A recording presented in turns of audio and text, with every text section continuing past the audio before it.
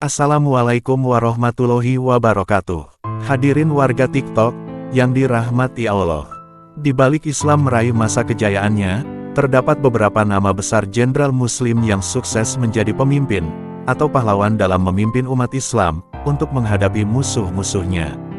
Oleh karena itu pada kesempatan kali ini, saya akan membahas tentang beberapa jenderal muslim, yang sukses memperjuangkan agamanya. Yang pertama, adalah Jenderal Salahuddin Al-Ayyubi, yang dikenal sebagai Saladin.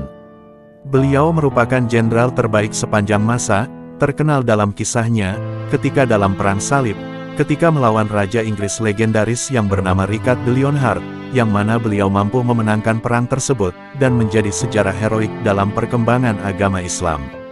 Yang kedua, adalah Muhammad Al-Fatih.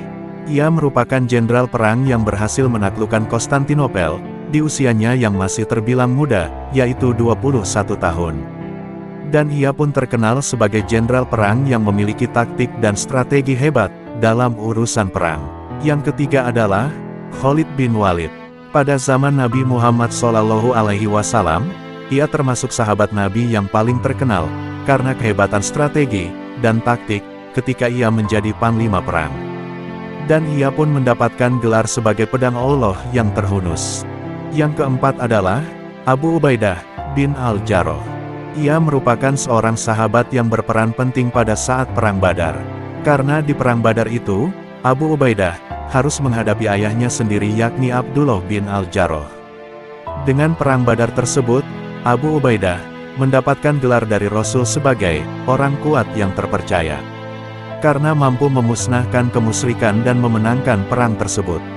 Yang kelima adalah, Amr bin Ash. Ia merupakan seorang mualaf yang hijrah dan bertaubat. Dan dengan kepemimpinannya, Amr bin Ash mampu menaklukkan kota Mesir, bahkan mampu meluluh lantahkan dua kerajaan yang ada di kota tersebut, yakni Persia dan Romawi. Yang keenam adalah Tariq bin Ziyad.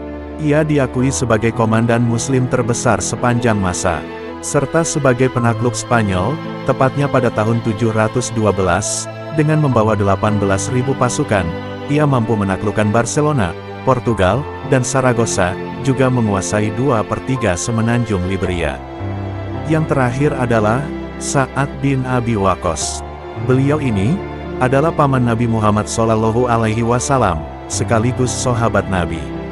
Ia pun dikenal sebagai jenderal yang pandai memanah, bahkan orang pertama, yang menembakkan panahnya di jalan Allah Subhanahu wa Ta'ala.